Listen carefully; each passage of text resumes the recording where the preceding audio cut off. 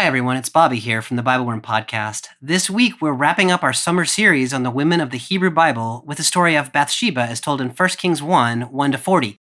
This podcast was originally released as a special episode on December 7th, 2022. We hope you enjoy it. BibleWorm, BibleWorm, reading the Bible with BibleWorm.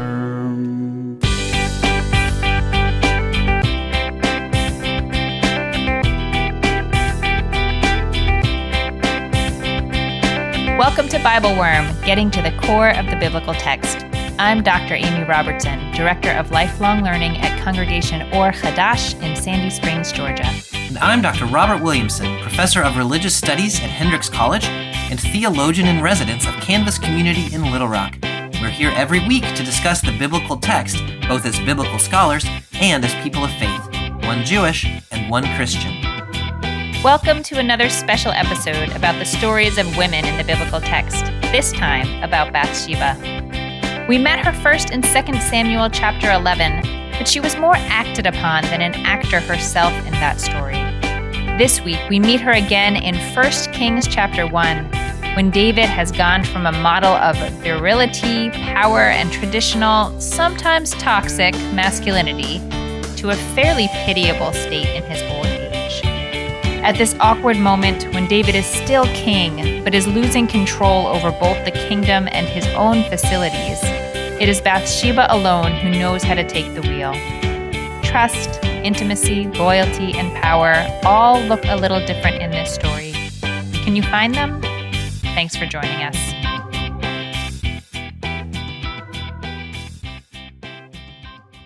Hey, Bobby, how you doing? Hey, Amy, I am freezing in my office.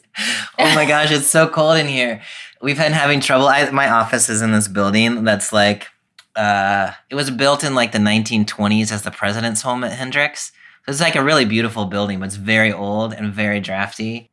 We've been having trouble with the heating, and so it's really super cold in my office. But a couple of episodes ago, I wore my jacket, and it was super swishy. I don't know if you noticed. Ew, yeah, it had sounds. So I was like, "Hey, Amy, swish, swish, swish. How are you this morning? Swish, swish, swish." So you're invigoted by the cold. In the interest of podcast sound quality, I am shivering. So today it's going to be like, "Welcome to BibleWorm." It's like the Halloween episode. Yeah, I shiver like a ghost, apparently. Yeah, no, it's good. How are you? When you said you're freezing in your office, it made me think of when John Ossoff was running for office in Atlanta, where I live, and people had these signs on their lawn that said, "Vote your Ossoff." I love that. Because that's what I thought you said. That's what I thought you were going to say instead of freezing in your office. Freezing my ass off. I can't, yeah, exactly. I was like, but we can't use those words in our podcast, so I won't say what I'm thinking, but let the reader understand. Yeah, let the reader understand. I love that. Let those with ears to hear listen. There you go. To what the BibleWorm is saying, yeah. Yeah, yes, 'tis cold indeed. Mm-hmm. It is, yeah. We are reading today another portrayal of a woman in our biblical text. Yeah. I've been digging this series. I like this series. I like it too. And also, this has happened to me several times in this series so far. And hopefully the magic of the BibleWorm will happen again.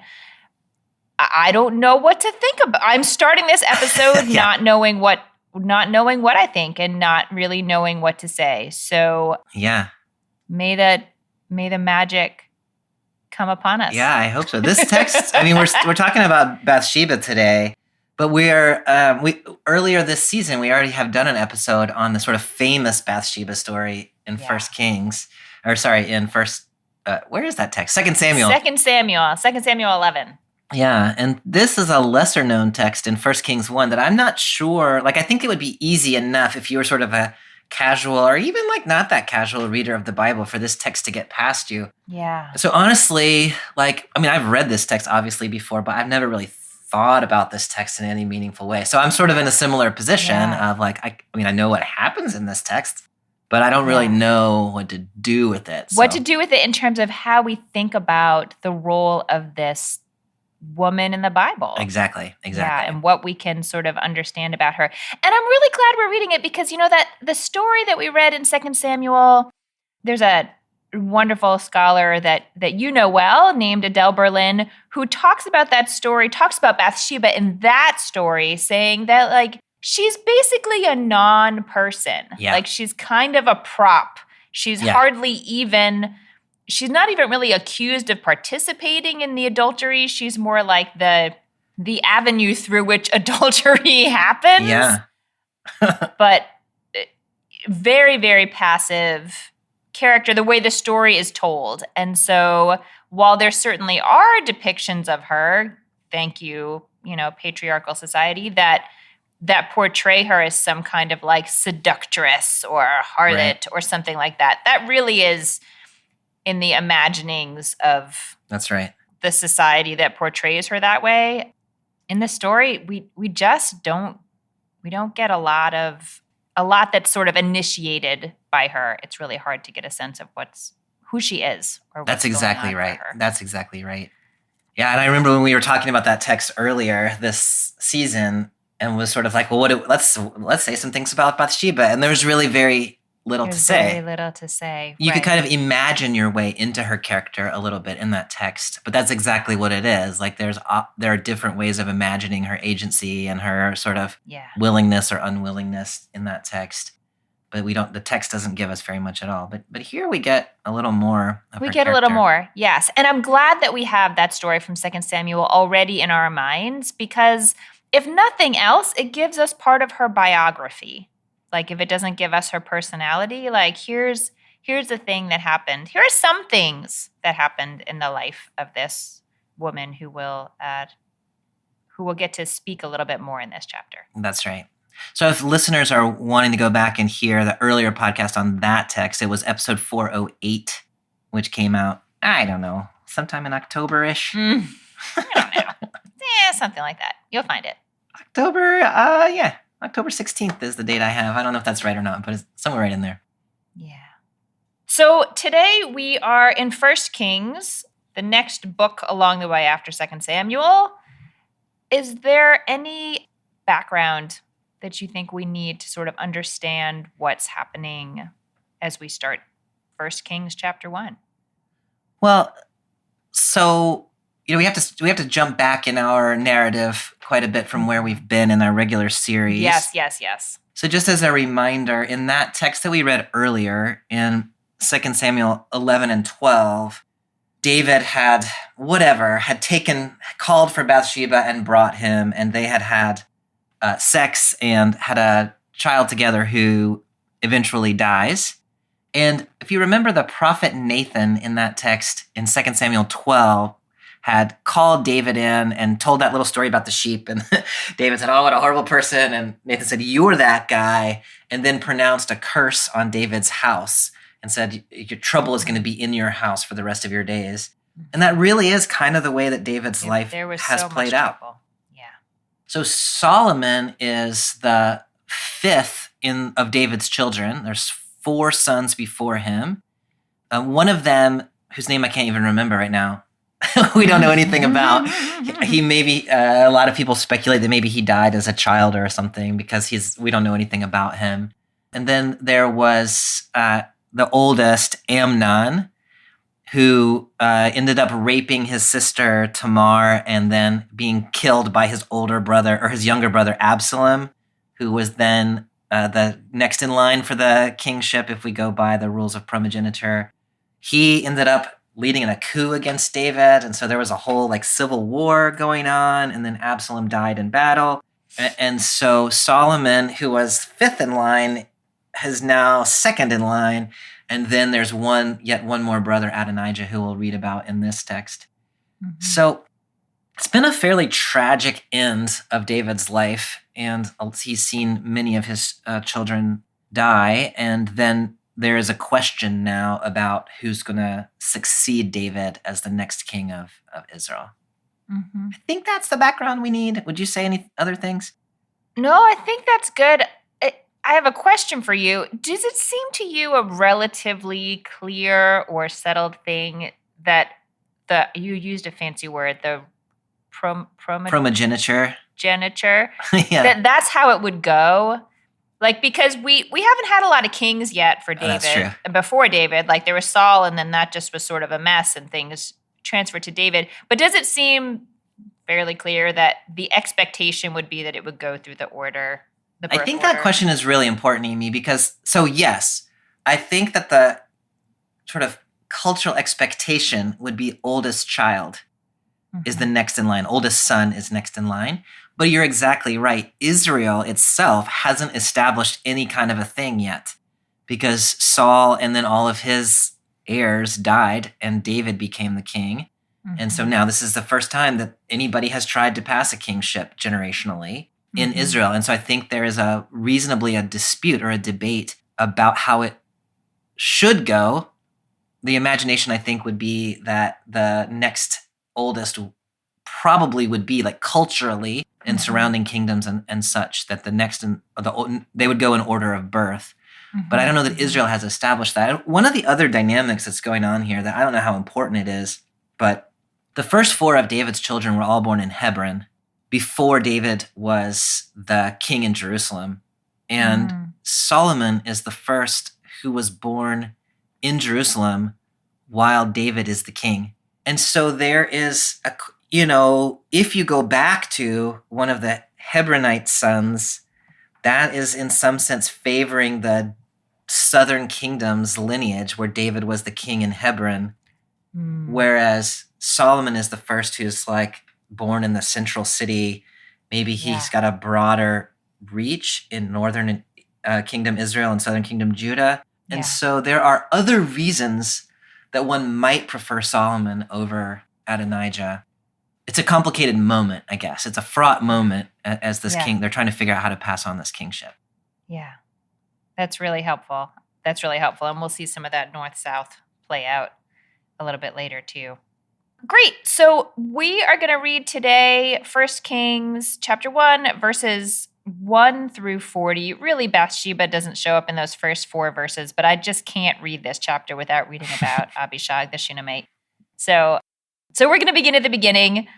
Do you remember back in the day when you used to call me Bobby Shog? I forgot I called you Bobby Shog. I never quite knew how to take that as I don't think there was a lot of intentionality behind it. Yeah. Because as we will see, Abishag here is kind of an interesting figure. It's an interesting character. Keep the king and I will tell you, I don't think I actually sent you this picture, but when I was in Israel over the summer, I would walk from my little apartment to where I was learning, and I passed every day a clothing store for hip young people who are cooler than I am. That was called Abishag. Oh, awesome! And I kept thinking I should send you a picture of the store, and then kept thinking, Amy, that's so lame. Bobby doesn't want your lame picture of a store called Abishag. Oh no, I would have loved that. It would have. You would have loved that. Yeah. Okay, good. I'll remember that next time. Next time.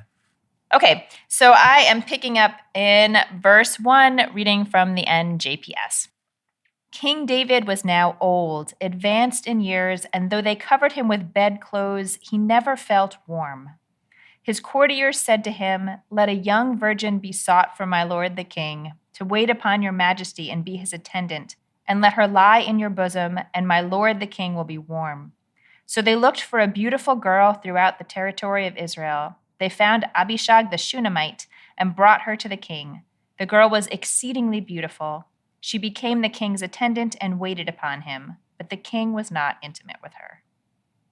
It's like a human hot water bottle. Yeah. That's a beautiful one. A very virgin. Beautiful one. A young, virginal, beautiful water bottle. Hot water bottle. Hot water bottle. Yeah. Yeah. No, that's kind of what it is. Yeah. It's funny. This the particular week that we're recording this episode, this text is actually the Haftarah is read in the Jewish community because we read in the Torah the week that we are. that Abraham is old and advanced in years, and it uses the same sort of Hebrew turn of phrase. Oh, interesting. But we could really sort of contrast what Abraham's old age looks like to what David's old age looks like. You know, Abraham, it says he's advanced in years, and then he gets married again and has a bunch more children. And poor David can't get warm. Yeah. No, I mean, in every sense of the word, this is describing the impotence of David. And he's been, David's been such a virile king, and he's had so many wives, and he's had so many children, and he's been a mighty warrior, and he's done all the manly man things. Yes. And then here we are with this kind of pitiable old man who, there's a beautiful woman keeping him warm, and he's not interested in her, or at least not able to be intimate with her, as your text says. And so it's highlighting this kind of, the impotence of the king. Mm-hmm. Yeah. Does it seem strange at all that, he's got several wives. Why don't they bring one of them to warm him? Like, this seems very strange to me. It does. And poor Abishag, it just sounds like, I know. They just go out on a search and rescue not a search and rescue mission, I know, search and capture. And capture. Yeah, it reminds me a little bit of the Esther story, actually, where Ahasuerus sends out, and they just seem like they bring young women in for him. And so Abishag, I don't know what her agency is here. She doesn't seem to have very much. But no, you're exactly right. Like, David's got his wives, Bathsheba being among them, and instead of them keeping him warm, it's this beautiful young virgin who's been brought in just for this purpose. Yeah. I don't know. I don't really know what to do with that. It kind of highlights that, the fact that David is not interested, I think highlights that aspect a little bit. Yeah. What do you make of that detail? The only thing that I agree with you. And also, want to sort of lift up what you were saying about, again, if I know Abishag's not the focus of our episode, but as another woman in this text, good God, people, this is what we're doing. Yeah. I wonder if it's supposed to be sort of honoring to David, we bring you the best of the land, my king, and even though I don't know if there was an expectation that he might be intimate with her, but then he wasn't. But I think what you're saying, that it really just sort of emphasizes the extent to which he's in a really different place in his life. He's not. Yeah. He doesn't have all that masculine power exuding from him anymore. Also, starting now, you've got me thinking about the relational implications of all this, and I'm trying to think when I'm old and feeble and nearing death, I hope that my bed will be surrounded by people that I love, and my family and my children and my spouse, and just the fact that it's some rando stranger that they brought in off the street, and that's who he wants next to him, or at least who wants to be next to him. Really highlights the sort of fractured nature of David's relational life in kind of an interesting way that I had not really thought about before. Yeah, I think that's right. And I wonder if, he hasn't said anything yet, but it says, this was his courtier's idea. Yeah. So I don't know if just they were like, this is what I would want, Yeah. But I think it's a pretty sad image, sad all around. Yeah. Sad for Abishag, sad for David. Yeah. And just the very notion that the most important thing at this moment is having someone who is beautiful and sexually available to warm you is strange. It's very strange. Yeah. I wonder too if it highlights, there'll be some question here in a minute about to what degree David is in control of his own sort of mental faculties, is he senile at this point? Yeah. Or not? And so it may be that he doesn't know. I don't know. There's a lot. There's a lot. No, I think you're right. We don't know what kind of state he's in. Yeah. but it's a tragic one, or at least It's very sad one. It's a sad one. Yeah. It's just such a tender image. He never felt warm. Mhm. Yeah. So I just want to go back for a minute to the fact that you used to call me Bobby Shag and just say, like, when you actually read the story, like, I don't know what to say about that. It sounds like some form of harassment now in retrospect, but I had not given it any thought. It was very honoring to me at the time, but I don't. It just kind of rhymed. Yeah. In an entertaining way. Yeah, and I called you Amos at the time too. So like, what we were doing. And Bobby Shag. Yeah, we had lost our minds. But as I was reading, I kept nearly laughing because you started off by telling us how cold you were. That's funny. Could not get warm. Oh no, that would have been a terrible Bobby Shag. Yeah. This would have made David even colder than he already was. You would need, you would have been. Yeah, that's right. With your ice cold little fingers. All right. Okay. All right. But we're serious. Now we're serious. Okay.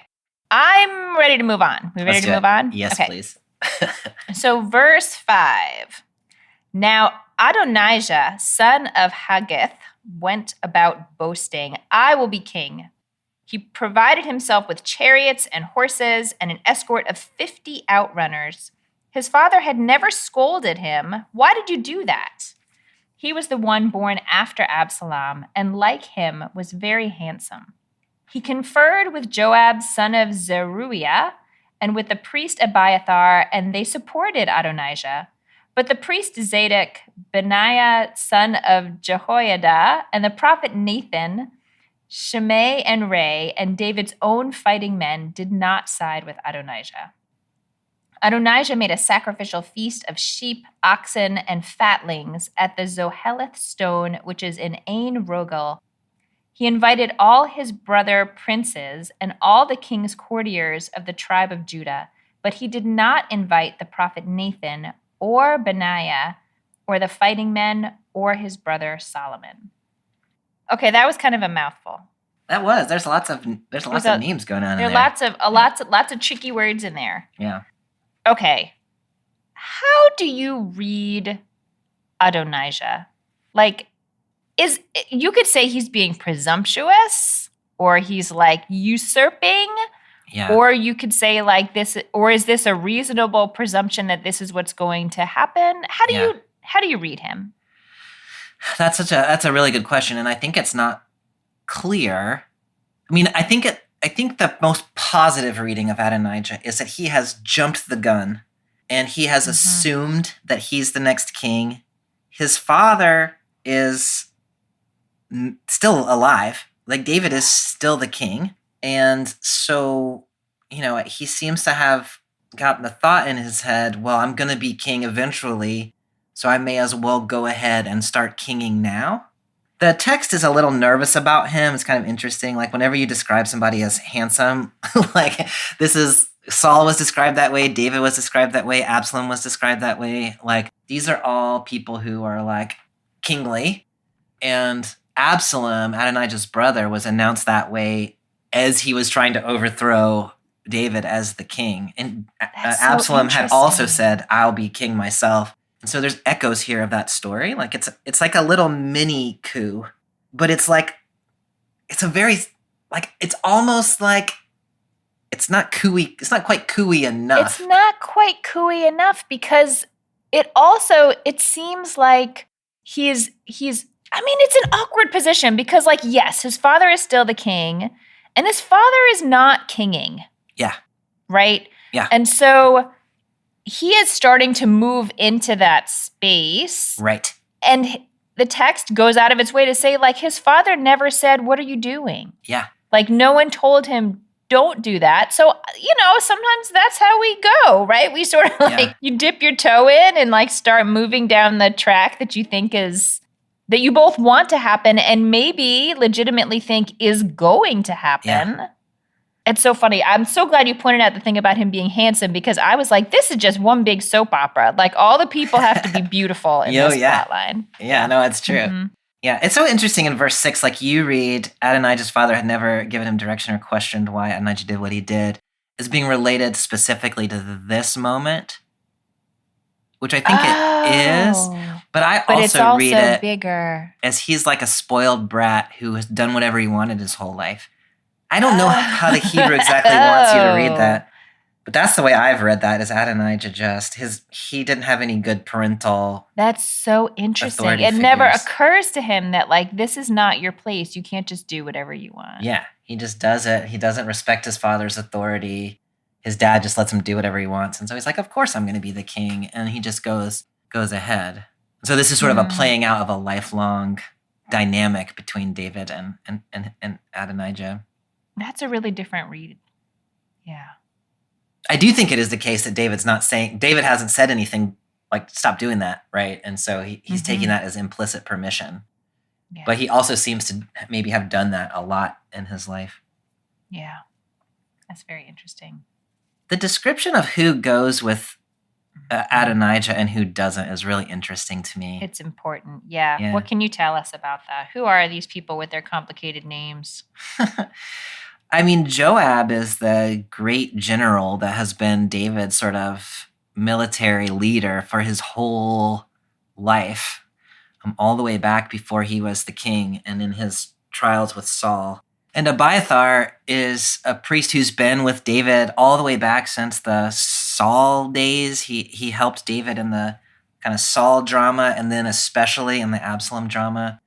So those two guys are like David's before David was king, when he was a major Judahite leader and was a challenger to Saul. They were part of his key people, his key retinue. It makes so much sense that's who Adonijah would be connected to, because Adonijah is a child from before David was king. Exactly. So you've got the child from Hebron gathering the people from Hebron. Like it's like the pre-Jerusalem crowd. That's exactly right. Yeah. And then what about the people who are not invited? I mean, they're the Jerusalem crowd, right? Yeah. So, yeah. The prophet Nathan, of course, is David's court prophet in Jerusalem. And so those are the folks that are people who have sort of been gathered to David in his role as the king in Jerusalem. And so we've got this kind of split here between the sort of the scope of the loyalty or something like that. Yeah, no, right. And Nathan, of course, we'll read some more about in a minute, but this is, as you mentioned earlier, the prophet who came to David after that episode with Bathsheba and told him exactly that very powerful story, the message of which was basically, you are a terrible person. No, you have done a terrible thing. Yeah. You have done a terrible That's right. thing. And David took him seriously. Like, David had a lot of trust in Nathan. And then, of course, the other person who's not invited is Solomon, which is pretty telling, I think, that Adonijah, I mean, I don't know, there's a little hint there that Adonijah is trying to pull something over, right? No, I think you're right, that this is not just, he feels like this is the obvious thing that is to happen and he's starting to move into the role. Like, if he is, I think the fact in particular that Solomon is not invited is like you're having a celebration with only your supporters. Yeah. Which is what you do when you're campaigning, not after you've won. Yeah. And so if you're Solomon and you know this thing is happening, which I don't know that he does know, and you know that you're not invited, like you're gonna start watching your back, right? Because you're the other person who has a legitimate claim to the throne, or at least maybe thinks you have a legitimate claim. Or maybe thinks that he does. I genuinely don't know if Solomon thinks he has a claim. Yeah, no, I think that's right. To the throne. You don't want to be the person who is closest to the person who is claiming the throne, because there's no telling, like, your life is a little bit at risk. Especially given what's already happened in this household. Exactly. Yeah. Mm-hmm. There's not a lot of trust between members of this household. Will you say just a word about what do you think is happening? Made a sacrificial feast with these people. I mean, is this, you could have a sacrificial feast anytime you want to. I mean, that's true. That's true. Like the fact that it starts out with, I'll rule as king myself, like it's fairly clear what Adonijah thinks he's doing, but like whether publicly that would have been received that way. But to me, this looks like, and I think it's received as sort of like he's throwing his own coronation party. Maybe there's an argument one could make that this was all purely innocent, but I mean... I don't mean to make the case that it's innocent for that reason, at least. I just wonder how clear it would have been to other people seeing this, that this is a coronation. This is like a self-coronation party. Like we know there are certain actions where it sort of is like, you are trying to usurp the throne. And I don't know if this would have been one of those, or maybe like a deniable one of them. I don't know. I don't know how like chutzpahdik it is for him to have done this.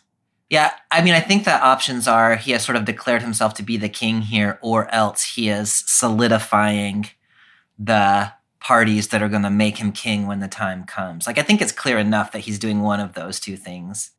Yeah. But exactly how egregious this is, I think that's an open question. I think that's right. Hi, everyone. It's Bobby here from the BibleWorm podcast. We hope you're enjoying our special summer series on women of the Hebrew Bible. Amy and I are grateful to you for being part of the BibleWorm listening community. If you're looking for more BibleWorm resources, we hope you'll check out our Patreon at patreon.com/BibleWorm podcast. There you can sign up to receive early episodes, weekly liturgies, and video Bible studies that go along with the podcast. Or for just $4 a month, you can support our ongoing work and help keep this podcast freely available to the public. Plus, you'll receive a snappy BibleWorm sticker that will make you the envy of all your friends and family.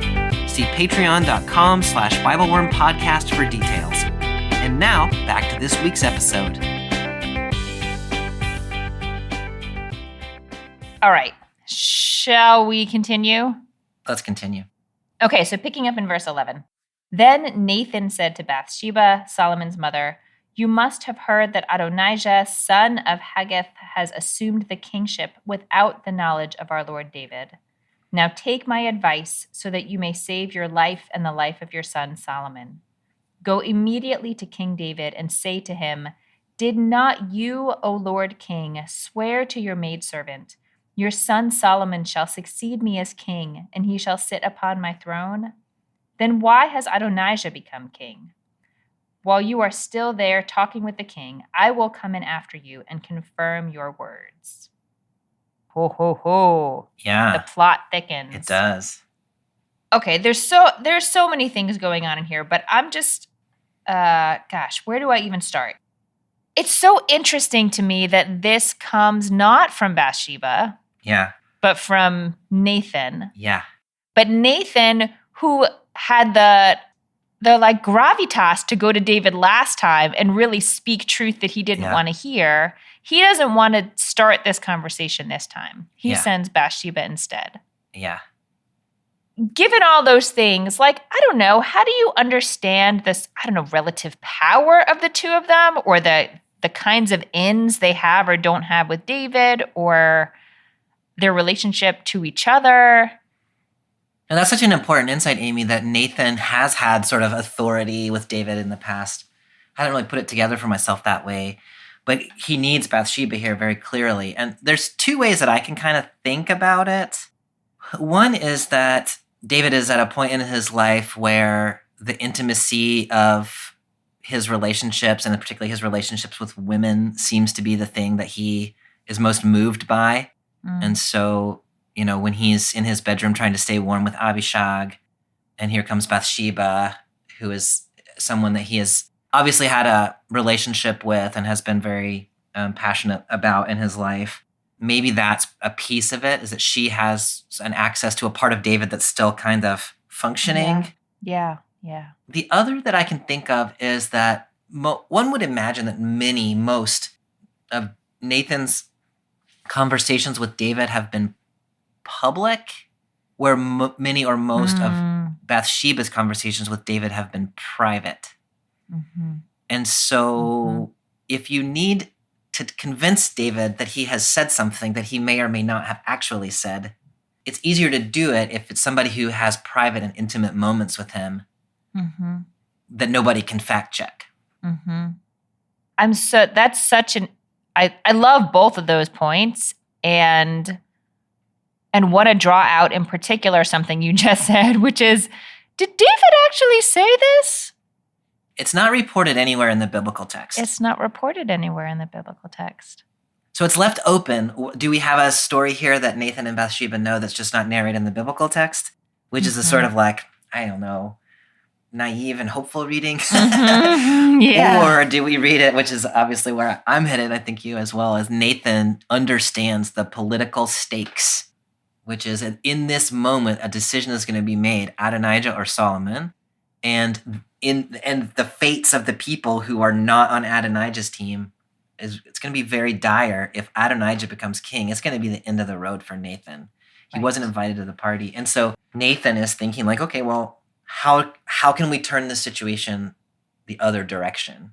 That's the way I read it. Let's tell David he said this thing, which he didn't actually say, but we can convince him, and Bathsheba of all people is the one who can convince him.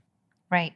So I think what I'm hearing you suggest as a possibility, at least, is that it's not that they were gunning for Solomon to be king before this. Maybe they were, maybe they weren't. But the fact that Adonijah has set this up and not invited them is a signal to them that if this kingship comes to fruition of Adonijah, then they're in danger. I think that's definitely true. The other part about were they gunning for the kingship already, I'm less clear about. Yeah. But it seems like the motivation for this to happen at this moment is, Adonijah invited people and we weren't on the guest list. Yeah. That does not bode well for us. Yeah. Yeah. And so then the tactic that he's suggesting is to, I think as both you and I are reading it, is to suggest that David had made a promise long ago that maybe he's forgotten, that maybe he never said. Right. And have Bathsheba say it, and then Nathan to back it up immediately. Right. Exactly.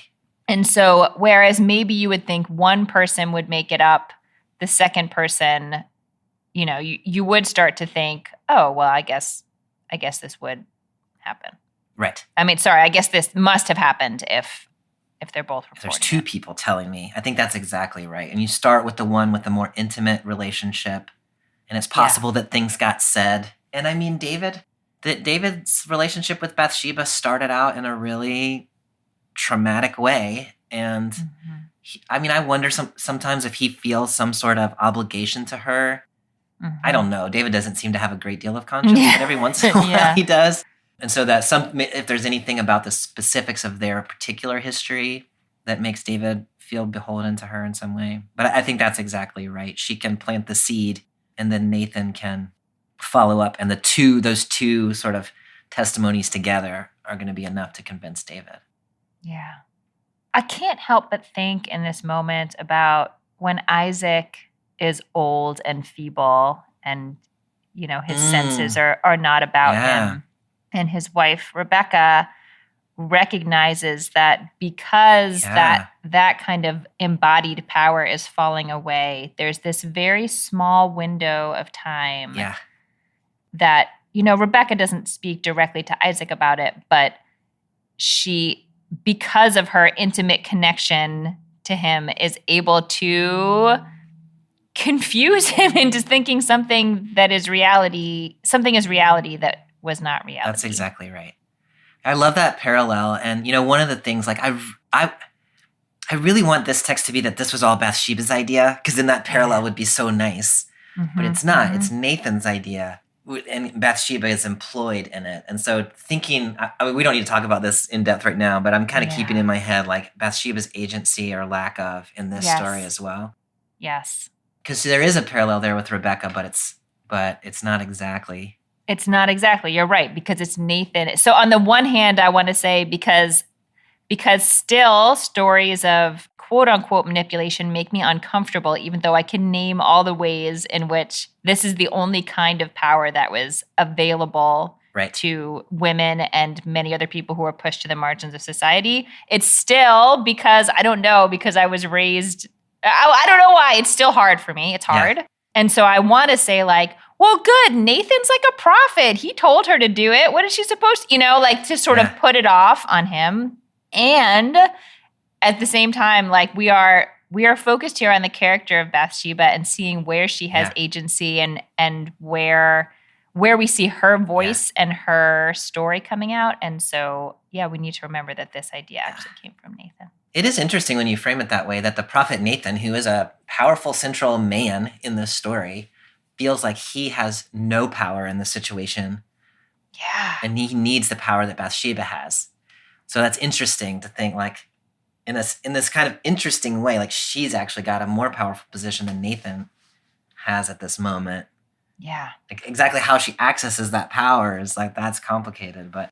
Right. Maybe she doesn't realize the power that she has, and she needs someone with that social capital to say, like, no, it has to be you. Yeah, that's exactly right.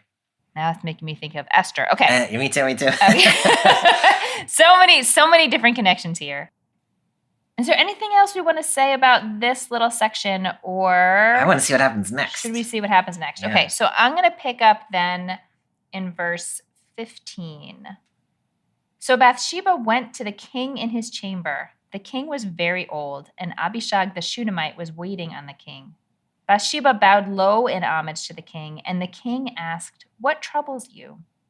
She answered him, "My lord, you yourself swore to your maidservant by the Lord your God, your son Solomon shall succeed me as king, and he shall sit upon my throne. Yet now Adonijah has become king, and you, my lord the king, know nothing about it. He has prepared a sacrificial feast of a great many oxen, fatlings, and sheep, and he has invited all the king's sons and Abiathar the priest and Joab, commander of the army, but he has not invited your servant Solomon. And so the eyes of all Israel are upon you, O Lord King, to tell them who shall succeed my lord the king on the throne. Otherwise, when my lord the king lies down with his fathers, my son Solomon and I will be regarded as traitors." She was still talking to the king when the prophet Nathan arrived. They announced to the king, "The prophet Nathan is here," and he entered the king's presence. Bowing low to the king with his face to the ground, Nathan said, "O Lord King, you must have said, Adonijah shall succeed me as king, and he shall sit upon my throne. For he has gone down today and prepared a sacrificial feast of a great many oxen, fatlings, and sheep. He invited all the king's sons and the army officers and Abiathar the priest. At this very moment they are eating and drinking with him, and they are shouting, 'Long live King Adonijah!'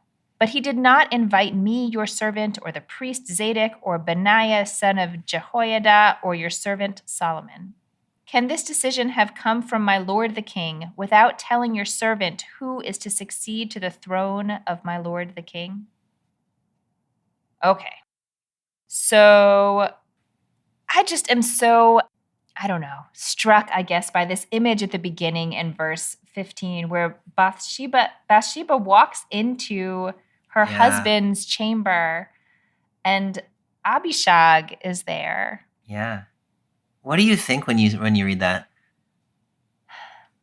I think it makes me sort of question my assumptions about what Bathsheba would have expected from their marriage, because it's not like they had a monogamous, situation, but it does seem like it would make her or someone in her situation feel really replaceable. Like once she was the young, beautiful thing who was, pulled in to serve David, basically, like in a different way, but like, and now there's someone else here. And I could imagine there's some combination of maybe jealousy or maybe anger or maybe empathy for Abishag or a sense of resignation that like, this is just like, I'm past my due date, basically. Like I can't be the beautiful young thing anymore. I mean, maybe she doesn't want to be. It's not like that served her very well either. It didn't. I really appreciate your saying it that way. And Bathsheba also, like Abishag, was just taken. Like somebody just came and got her and brought her to the king. Like there was no agency. I really like that complex of emotions you're identifying there about empathy for Abishag, jealousy, maybe feeling replaceable. I think it highlights the lack of commitment that David has to his relationships, which maybe empowers some things that Bathsheba is, she's going to be loyal to her people. And no, she's I think not gonna that's exactly right. Mhm. Like, why would we be talking about a question of loyalty Right. when this is the world that she's in? Right. So she's going to be loyal to her son because she knows that David's not loyal to her. Yeah. Yeah. I like the way Bathsheba, when she says, like, Nathan had said, go in and she's supposed to ask this question. Mm-hmm. Didn't my master, the king, swear your son Solomon will certainly rule after me? But what she actually ends up saying is, you swore by the Lord your God, your son Solomon will certainly rule after me. Like, she takes this, like, question, like, me, did you say this? And she just, like, turns it into a statement about, this happened. Yeah. Yeah. And then I love the detail of the picture that she paints and just trying to get into her head about, like, why does she offer the details she offers? Like, what does she know about David or about the way that power works at this time? Right. What buttons is she trying to push that will get him to act? Yeah, I mean, it's interesting because what she's basically doing is she's reminding him that there is a public that's waiting to hear what he's going to say. And he has made this commitment to her that is now being dishonored publicly. Yeah. Yeah. The way she says it is Adonijah has become king. And it was not exactly clear to me, as we were saying, that has actually happened. Yeah. Like, it definitely is moving in that direction. Yes. Yep. And so she seems to be sort of exaggerating that situation just slightly. Mm-hmm. And so you're still king, but he's acting like king. Like, that strikes that whole Absalom thing. Like, this has happened to David before. Yeah. There's a public moment. That also happened with Absalom when Absalom took over David's harem publicly.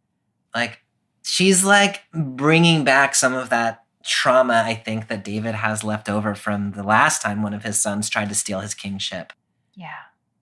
That's so interesting. No, and she says, he has become king and you know nothing about it. Yes. Like, shouldn't you know? And I think the fact that she says people are waiting to hear from you. Yeah. Which, again, like, it's not clear to me that people were waiting to hear from him. If we assume that the kingship went to the eldest son, people are not really waiting to hear from him. Yeah. But it's sort of both a call to action and like an honorific in some way. Like, you who are feeble in your bed and can't really do anything anymore, you can still shape the future of this country and people want you to do it. Everyone's actually looking at you. Yeah. Adonijah is treating you as though you are no longer the king, but you are the king. So be the king. Yeah. Yeah. Which with somebody with the ego that David has, like, that's a very strong move. It seems like that would be a strong move.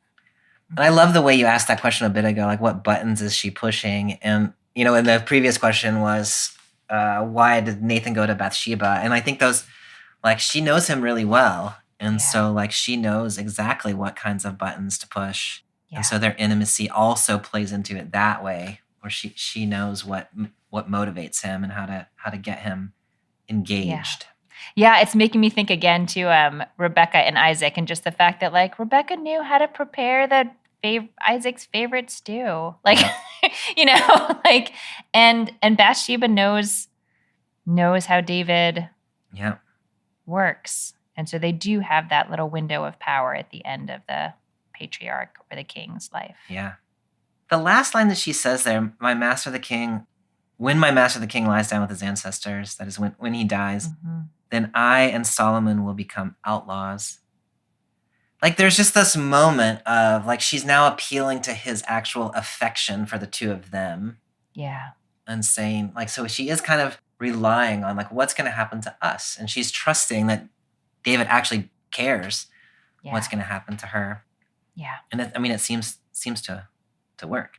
And I think that, maybe that was her plan all along, but it struck me when she first walked in, David says, "What troubles you?" Yeah. I just thought it was a weird assumption that she came in because something troubled her. Like she hadn't done anything yet that seemed to me that it would indicate that she was troubled. I will say that JPS translation there is a little It's poetic. A little questionable. The Hebrew is just malach. What's it to you? What's going on? Yeah, what to you? What's up? Okay, fair. Yeah. What's up? Great. So then the JPS has gone a little too far, and Okay, great. We don't need to overread that then. But in the end, it does. She does bring him a problem that's like, you have a problem as king, and I have a problem, and our son together has a problem. Yeah, that's right. Yes, I love the way you said that. So first, it's your problem because you're being embarrassed in public. Second, it's a family problem that Solomon and I also have, and you can solve all of these problems. Right. It's a family problem that you have the power to stand up and be our protector, even though you are bedridden and, and totally you already feeble. Decided this, and Adonijah's going against your will, and so just stand up and say, like, no, what I said goes. Yeah. Even though maybe he did or did not, probably did not actually say that. Right. And then, so then Nathan comes in just as she is finishing. And I thought from what Nathan said that he was going to confirm that David had said this. Yeah. I'll back up your words or something like that, wasn't it? Yeah. But that's not really what he backs up. No. Did that surprise you? That surprised me. No, it did. So he says, I'll come along and support your words. But he actually plays the opposite side. And he says, hey, you must have said Adonijah will become king. And so now David has just heard that he had supposedly said Solomon is king. I mean, it's a really brilliant move. Yes. Because Nathan's not claiming any special knowledge. Right. And so he manages to do it again, like assuming that their relationship has been public. He manages to do it again in a way that nobody can question. Because he's not saying, I have this special knowledge. All he's saying is, I'm looking at the world out there, and it sure does look like Adonijah's become king. You must have said that, right? Right. Totally innocent play. And coming on the back of... Sorry, I just got excited. Yeah. And a play that, again, really lifts up the idea that you are powerful, David. Yes. You are powerful. And so if this is happening, it must be at your will you must that have it's done happening. It. Yeah. And so now that then makes more sense to me why it has to be Bathsheba who goes in first, because she's the one who's saying, like, I know you didn't say this. Right. Like you're basically being publicly shamed. Right. And you need someone who you have a really intimate relationship with to tell you that kind of stuff, Yeah. And she has to say it before, like if she came in now and said like, remember when you told me this thing, then it would not be believable. But the fact that she planted it before David knows this other thing is happening really, or before Nathan brings it up, like now it seems, it had to happen this way. It's a brilliant plan. Yeah. It's very, very, very interesting. Mm-hmm. And Nathan takes it even one step further. And so now the people are proclaiming, long live King Adonijah. Yes, they really have played up what has happened out there. Yeah, for sure. Exactly right. I mean, presumably they're exaggerating. I mean, I guess we don't really know, but it seems like it. From what the text has told us, this has not been in that. This hasn't been in the story so far. It is also interesting the move he makes in verse 26 to say Adonijah didn't invite me, Zadok, Jehoiada's son, or Solomon. And so he names another set of people who are close to David that didn't get invited to this thing. But he doesn't mention Bathsheba. And so the idea that they're connected is not ever stated here. They both made they have the same concern, but there's no hint of a connection between the two of them. Right. So interesting. Okay. I think, are you ready to move on? I am. Okay. I think I'm going to take us all the way to the end of the reading, which is kind of a big chunk of text, but I just think I'm just going to take us to the end. So we're picking up in verse 28 and going all the way to 40. Ready? Yes. King David's response was, "Summon Bathsheba." She entered the king's presence and stood before the king. And the king took an oath, saying, As the Lord lives, who has rescued me from every trouble, the oath I swore to you by the Lord, the God of Israel, that your son Solomon should succeed me as king, and that he should sit upon my throne in my stead, I will fulfill this very day." Bathsheba bowed low in homage to the king with her face to the ground, and she said, "May my lord King David live forever." Then King David said, "Summon to me the priest Zadok, the prophet Nathan, and Benaiah son of Jehoiada." When they came before the king said to them, "Take my loyal soldiers and have my son Solomon ride on my mule and bring him down to Gihon. Let the priest Zadok and the prophet Nathan anoint him there king over Israel, whereupon you shall sound the horn and shout, 'Long live King Solomon.' Then march up after him and let him come in and sit on my throne. For he shall succeed me as king. Him I designate to be ruler of Israel and Judah." Benaiah son of Jehoiada spoke up and said to the king, "Amen, and may the Lord, the God of my lord the king, so ordain. As the Lord was with my lord the king, so may he be with Solomon, and may he exalt his throne even higher than the throne of my lord King David." Then the priest Zadok and the prophet Nathan and Benaiah son of Jehoiada went down with the Cherethites and the Pelethites. They had Solomon ride on King David's mule, and they led him to Gihon. The priest Zadok took the horn of oil from the tent and anointed Solomon. They sounded the horn, and all the people shouted, "Long live King Solomon." All the people then marched up behind him, playing on flutes and making merry till the earth was split open by the uproar. Mm. That's very dramatic. It is, yeah. Okay, so this is maybe a silly question, but I'm trying to picture the scene that's happening here. So we're in David's chamber. Yeah. It's his personal chamber. He's with Abishag, right? And Bathsheba comes in and says her thing. Nathan comes in just as she's finishing. And then King David says, "Summon Bathsheba." Right. It's kind of a bump in the narrative, isn't it? It's a bump in the narrative. Should we just there's some kind of source issue and we're really not going to worry about it? Or do you think there's more to be done with that? Has Bathsheba left?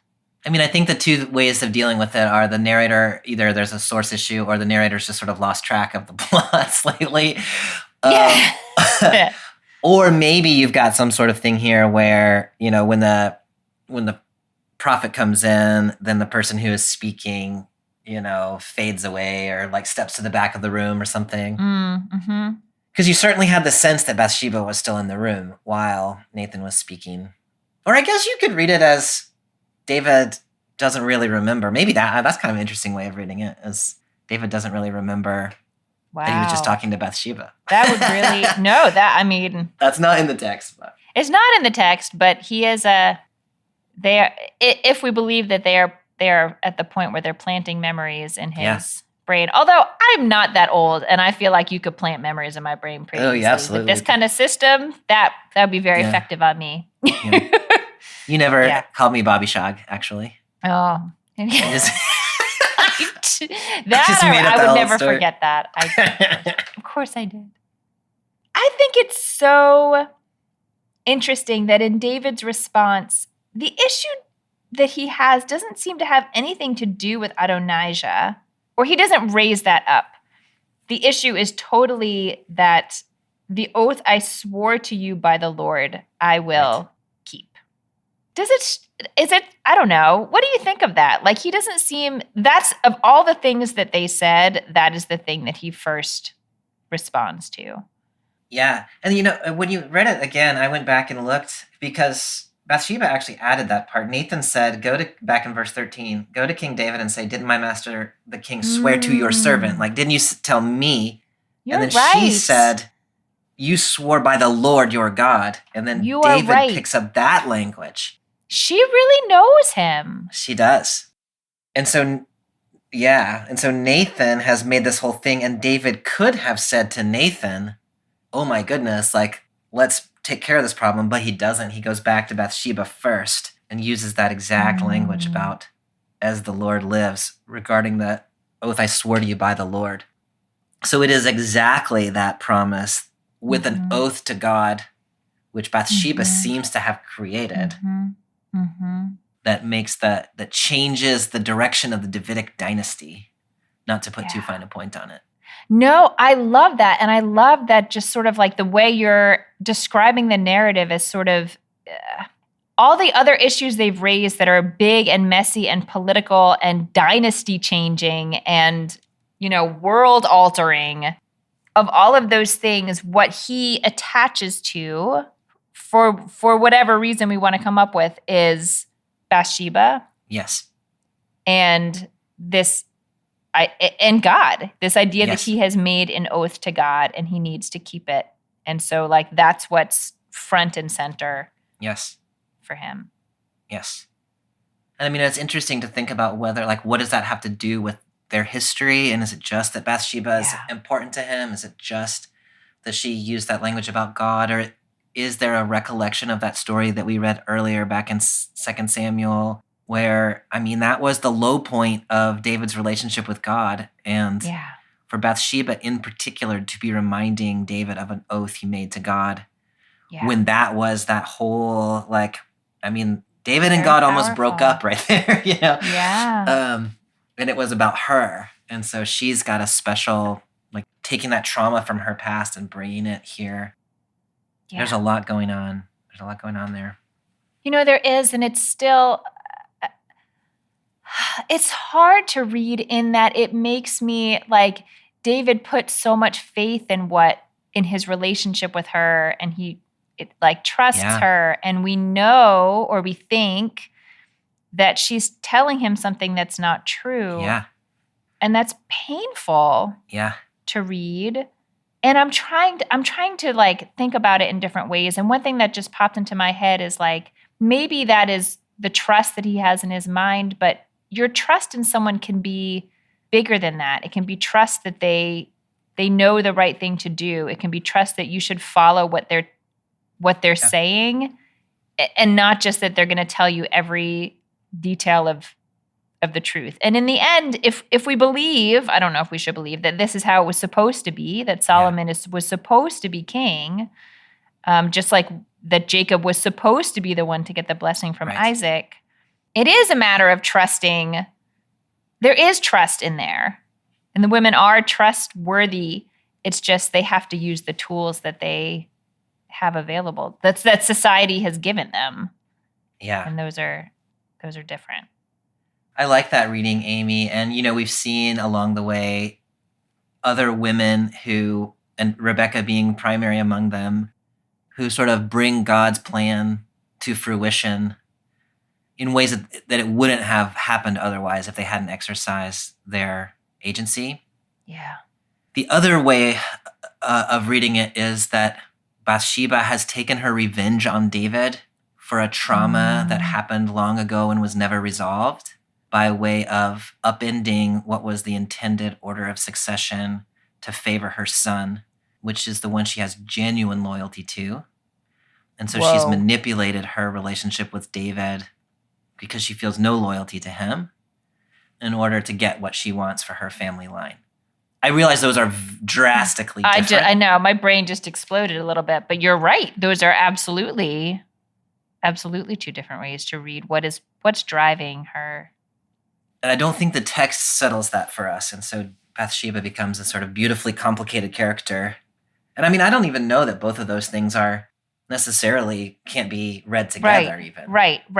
Even if we say her interest isn't what's best for David. Right. It could be if her interest is what she believes is the right thing for the kingdom, or I don't know what her personal relationship to God is and if she would be thinking about things in those terms. But yeah, it could be that she believes the best thing is for it to be Solomon and not Adonijah.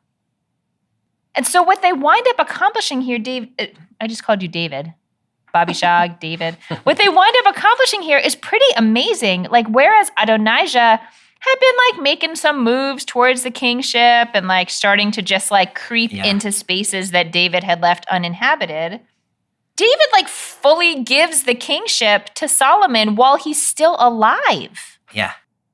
That's and this crazy. is what it looks like to become the king, right? And so what Adonijah did was not exactly this. Solomon's riding the king's mule. He's having the priest anoint him. He's having the people declare Solomon has been made king. And so this is very clear. I don't know if what's envisioned here is a co-regency where Solomon and David are simultaneously king until David dies. Yeah. Or whether this is sort of like David has ceded the kingship. Yeah. I'm not sure. I think it could be read probably either way, but it certainly reads like David is kind of retired at this moment, and he's handed the keys to the kingdom over. All right, Bobby. Complex character, complex story. What is rising up for you now? I've always liked the special series where I'm like, these women are fascinating. Yeah. And then the question at the end is like, so what do we do with that today? And I'm like, I don't know. Like, let's just appreciate how fascinating a character this is. I actually kind of love that answer. But go on. Yeah, I mean, I don't know. Yeah, I don't know what the takeaway necessarily needs to be like to put in your pocket. But I think what I'm taking away here is, I mean, I think in my heart of hearts, I read this story, I was going to say as a redemptive arc, but maybe it's a revengeful arc. I don't know. Like, I was so dissatisfied by our conversation about Bathsheba in 2 Samuel 11. And I really, really wanted there to be more to say about it. And there wasn't. There's nothing in the text. And if that's the end of her story, it's a pretty unsatisfying ending. This being the end of her story, I mean, it's like kind of messy and complicated and a little ugly. But, you know, she has taken that position and that intimacy that she has with David, and she has used the access that she has to secure the outcomes that seem right to her. And she's the only one who's able to do that because of their past history, whichever parts of that she's engaging. She's the only one. And the prophet here has to come and say, hey, I need you to help me make this thing happen. Yeah. Whether we read that as Bathsheba is helping to bring God's plan for the kingdom to fruition, or whether we read it as a self-interested, I'm going to look out for my people. You know, if it's I'm going to look out for my people, she reads a lot like Rahab. That's right. Who does what she needs to do.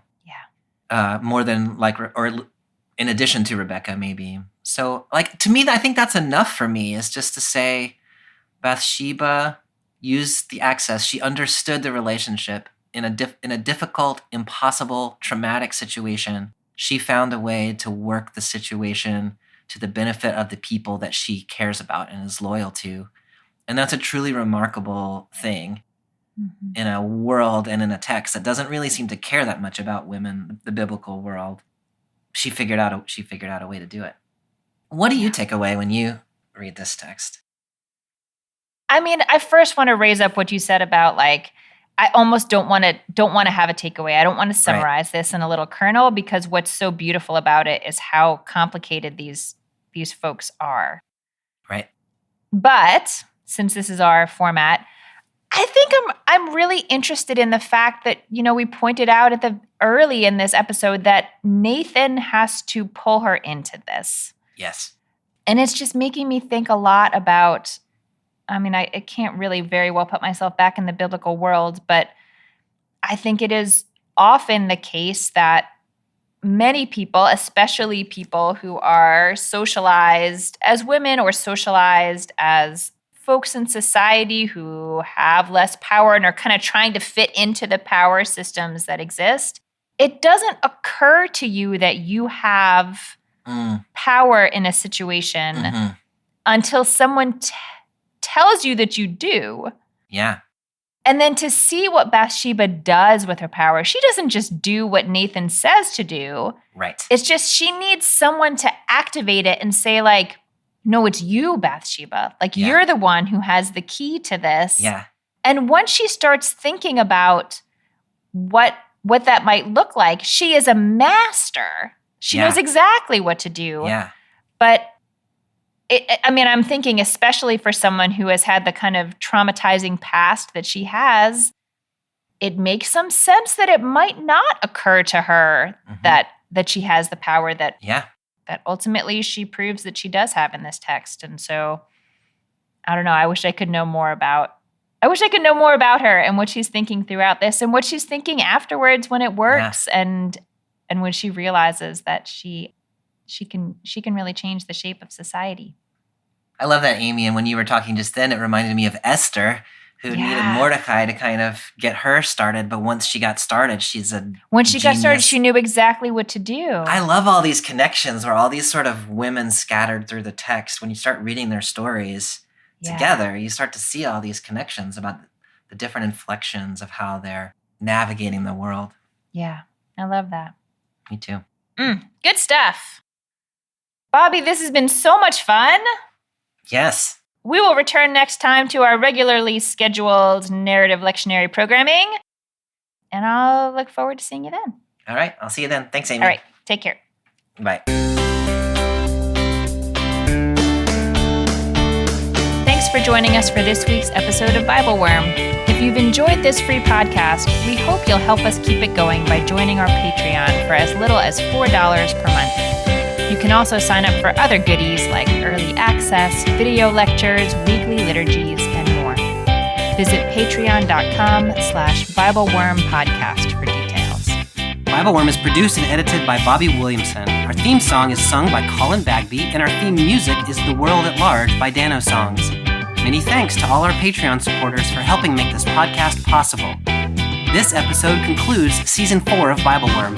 We'll be on hiatus for the next few weeks, but we'll be back with Season 5 beginning the first week of September. Until then, keep on digging.